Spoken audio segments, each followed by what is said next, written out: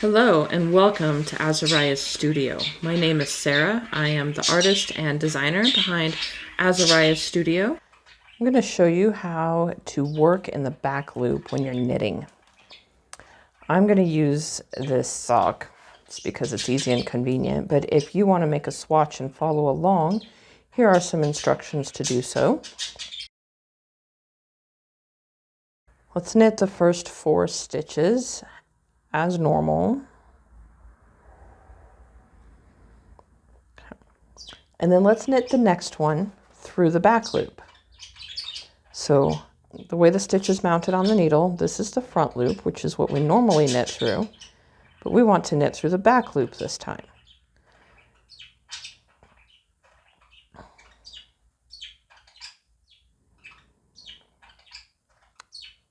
And then knit the next one. And you can see how that stitch is twisted. This one's normal, this one's normal, this one's twisted. Sometimes the pattern wants you to twist the stitches so they have you knit through the back loop. Now you can also purl through the back loop.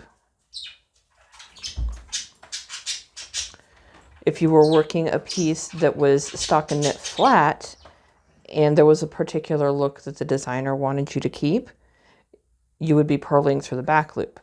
So this is the front loop. And this is the back loop. Purling through the back loop's a little tougher because we're going to take that all the way around and coming in this direction. And it's kind of tough to see. See how things are even more twisted there? It doesn't make much of a difference on the front of your work. The difference can be seen on the back of your work, how that guy is twisted.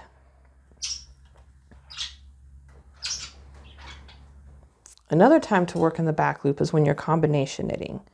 So when you're making your purl stitch, instead of taking the yarn over the needle, you take it under the needle and behind, and then off. This helps with rowing out and takes slightly less yarn. But when you come to the next row or round, things are going to be a little bit different. So even though this is a piece in the round, I'm going to turn it around. We're going to pretend it's flat. I'm just going to slip that first one to get it out of the way. But you can see this stitch is mounted incorrectly. Now I could take the time to go and turn everybody around, or I could just work through this back loop. It's the loop that's presenting itself first in this situation. And this actually goes much quicker than trying to work in the front loop.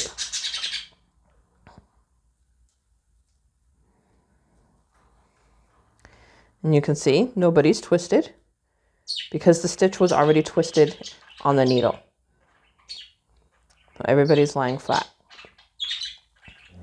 Knit a couple stitches to get yourself removed from what you've just done. All right, another situation of working in the back loop is in the back loop of a yarn over. So go ahead and yarn over, knit 2, yarn over again, and let's knit 2 more. Turn it around. I don't know if you're at the end of your swatch or not, but that's okay. This is not the kind of swatch you're going to keep. This is just about practicing and learning. All right, let's slip this guy to get him out of the way. Okay, let's go with knits. We're going to knit this one. All right, now I'm at my yarn over. If I work it through the front loop as normal, it'll stay open. If I work it through the back loop, it closes it.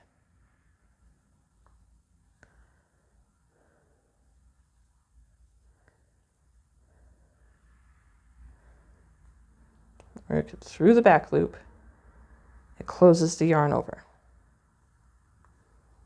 Let's turn back to the front and see what that looks like. That's my gap where I ended. But you see, I don't have any holes where those yarn overs were because I closed it. I have learned that that is a nice and convenient way to work some of those lifted increases instead of lifting.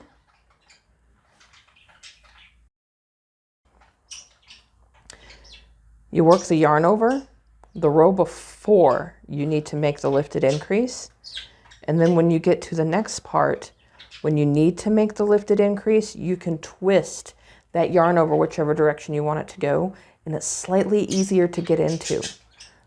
Depending on if you're a right-handed knitter or a left-handed knitter, the make one left or the make one right is going to be more difficult. It's different for each school of knitting.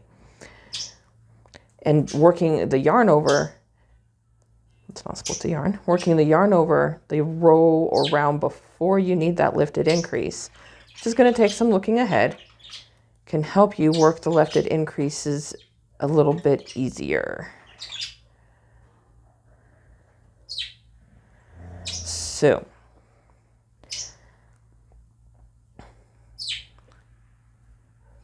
if you need it to go the other direction, you take it off, remount it, work it in the front loop. The hole's closed and it's leaning the other direction. You see it's leaning that way. So let's take it off. This is how it would normally be mounted. If you work it in the back loop, now it's leaning that way. So if you're struggling with the lifted increase, this might be a really good trick for you.